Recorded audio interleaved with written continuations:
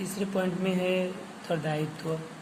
मुख्य कार्यपालिका का यह उत्तरदायित्व है कि वह यह देखे विभागीय कार्यक्रम द्वारा विधानमंडल का उद्देश्य जिसके लिए वह व्यय का अधिकार देता है पूर्ण होता है अथवा नहीं, और कार्यक्रम के निष्पादन में यथोचित मितव्ययिता का पालन किया जाता है अथवा नहीं। तीसरी चीज होती है प्रतिवेदन।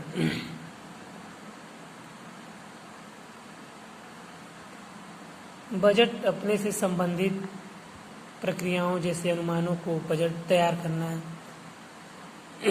विधायी कार्यवाही एवं बजट का निष्पादन, प्रशासन के सभी स्तरों से प्राप्त होने वाली समस्त वित्तीय एवं प्रवर्तन संबंधी सूचनाएं,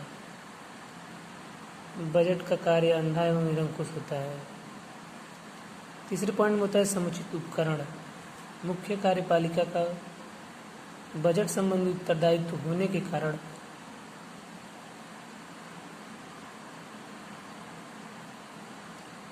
उसे बजट निर्माण हेतु कुछ प्रशासकीय उपकरण प्राप्त होने चाहिए, जैसे उसके पास विनियोजन की मासिक त्रैमासिक आवंटन। नेक्स्ट पॉइंट में है विविध प्रक्रियाएं।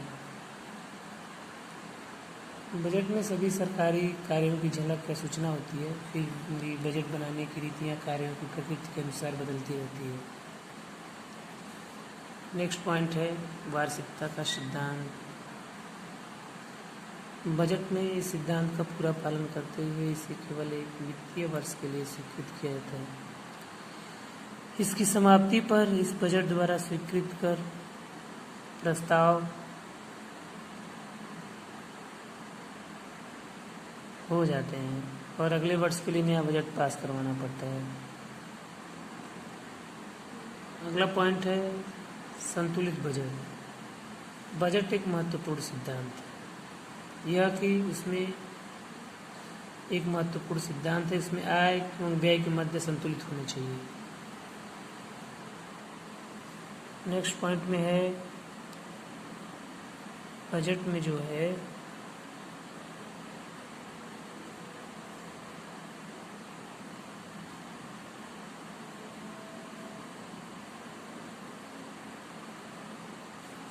बजट बनाते समय इस बात का पूर्ण रूप से ध्यान रखना आवश्यक है कि बजट का रूप लोचशील होना चाहिए ताकि आवश्यकता अनुसार उसमें परिवर्तन किया जा सके।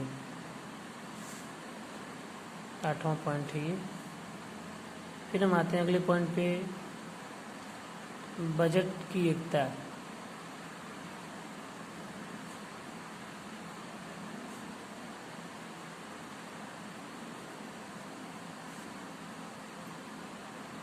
सभी व्ययों को पूरा करने के लिए सभी प्राप्त राजस्व एक सामान्य निधि को विशेष उद्देश्यों के लिए पहले से निर्धारित करने के विरुद्ध है।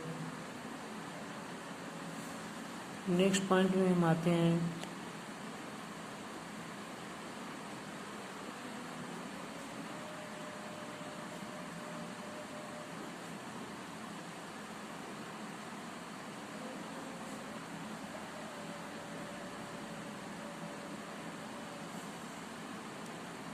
इसमें पहला पॉइंट जो है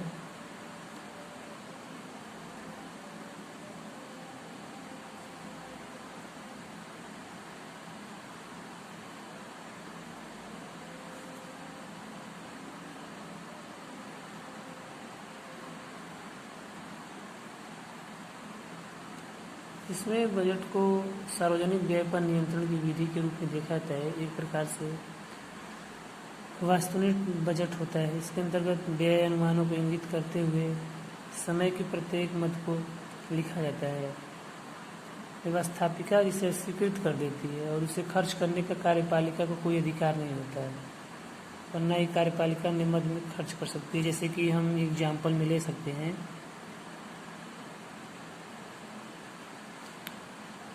यदि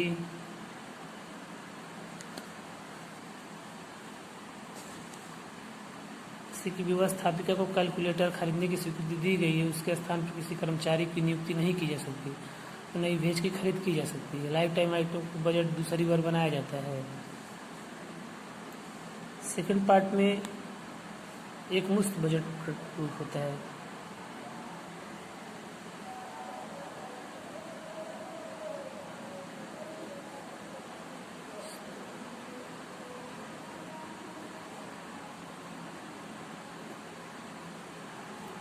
इस प्रणाली में एक बार खर्च करने के उद्देश्यों का निर्धारण हो जाने के पश्चात जरूरत पड़ने पर व्यय की राशि एक उद्देश्य से दूसरे उद्देश्य की पूर्ति के लिए हस्तांतरित की जा सकती है। जैसे भी आगे संगठनात्मक इकाइयों द्वारा स्वीकृत कार्यक्रमों के बीच भी व्यय को हस्तांतरित कर दी जा सकती है। तीसरा होता है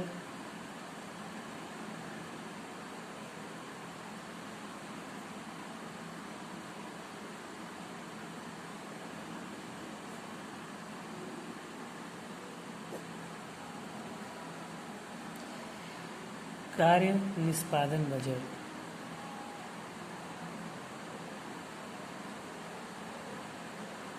जो लक्ष्यों को प्राप्त करने के उद्देश्य से अस्तित्व में आया है। इस प्रकार बजट सार्वजनिक व्यय को कार्यों, प्रोग्रामों तथा कृतियों में प्रकट करता है।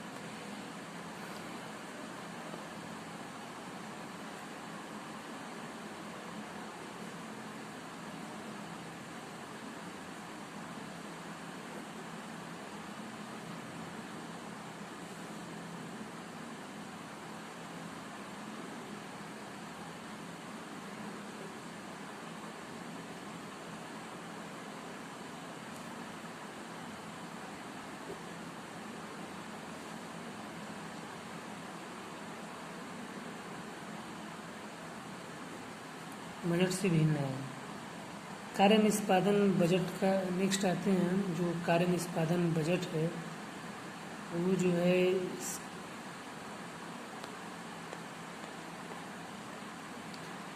कार्य निष्पादन बजट का वर्णन यूएसए में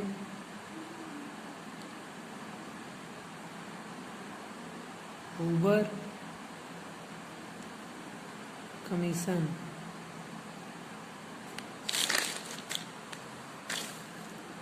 हूवर कमीशन ने 1949 में किया। बजट बनाने का नया तरीका है। परंपरागत बजट बताता है कितना खर्च कर्मचारियों को हुआ है, किंतु यह नहीं बताता कि यह खर्च किस काम को पूरा करने के लिए किया गया है। जबकि निष्पादक बजट का केंद्र बिंदु समाप्ति होने वाला कार्य ही है।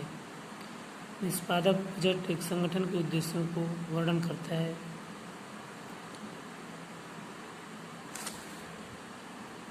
बात करते हैं भारत के बारे में, इसको हम नेक्स्ट सेशन में पढ़ाएंगे। धन्यवाद।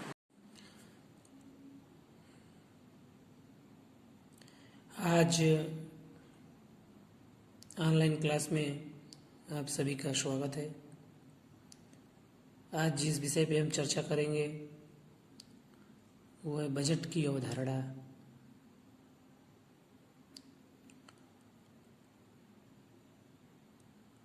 बजट की अवधारणा जो है वित्त का शासन व्यवस्था में बहुत ही महत्व होता है। सरकार की किसी भी नीति को लागू करने के लिए किसी भी सरकार को उसे धन की आवश्यकता पड़ती है, क्योंकि कई बार ये कहा जाता है कि बजट जो है किसी भी मैनेजमेंट का आत्मा होती है। जो बजट के शब्द हैं, बजट शब्द जो है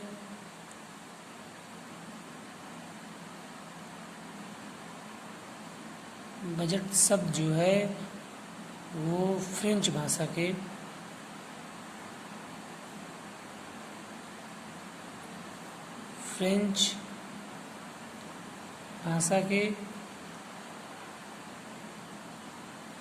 बजट शब्द से निकला है।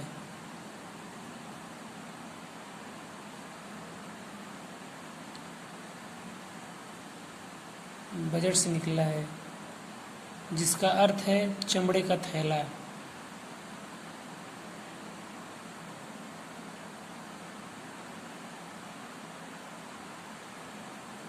और ये जब भारत आज़ाद नहीं हुआ था उसके पहले 1733 में ब्रिटिश वित्त मंत्री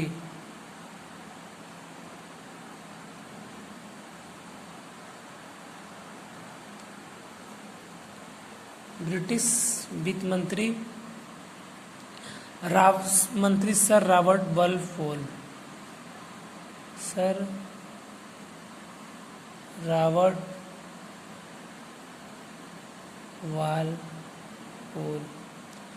इन्होंने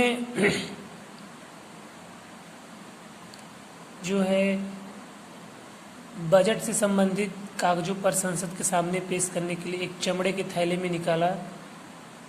तो उसी समय से ये बजट शब्द का प्रयोग सरकार की वार्षिक आय व्यय के विवरण के लिए किया जाने लगा। बजट निर्माण प्रशासकीय व्यवस्था का हृदय है। यह समन्वय के एक शक्तिशाली उपकरण के रूप में कार्य करता है और बजट विधायिका को देश की अर्थव्यवस्था पर पूरा नियंत्रण और अंकुश रखने के लिए साधन प्रदान करता है। और ये जो बजट के प्रमुख सिद्धांत हैं और साधन भी कह सकते हैं इनको, सरकार का काम चलाने के लिए कितना रुपया व्यय किया जा रहा है, तो सरकार को किस स्रोत से कितनी आय होती है और उस आय को किस प्रकार व्यय करती है, इससे कौन कौन से उद्देश्य पूरे करते हैं। अब हम आते हैं जो बजट के साधन हैं, यानी प्रमुख सिद्धांत। बजट वित्तीय प्रबंध का एक प्रभावकारी साधन है, इसलिए बजट निर्माण के लिए कुछ निश्चित सिद्धांतों को अपनाना आवश्यक है। बजट निर्माण के सिद्धांत का वर्णन बहुत सारे विद्वानों ने किया है, लेकिन यहाँ पे हेराल्ड डी लासवेल ने कुछ विभिन्न सिद्धांत बताया है उन्होंने, जैसे कि कार्यपालिका का कार्यक्रम बनाना। पहले को हम लेते हैं, कार्यपालिका का कार्यक्रम होता है। बजट मुख्य कार्यपालिका का कार्यक्रम होता है, अतः बजट जो है कार्यक्रम बनाना,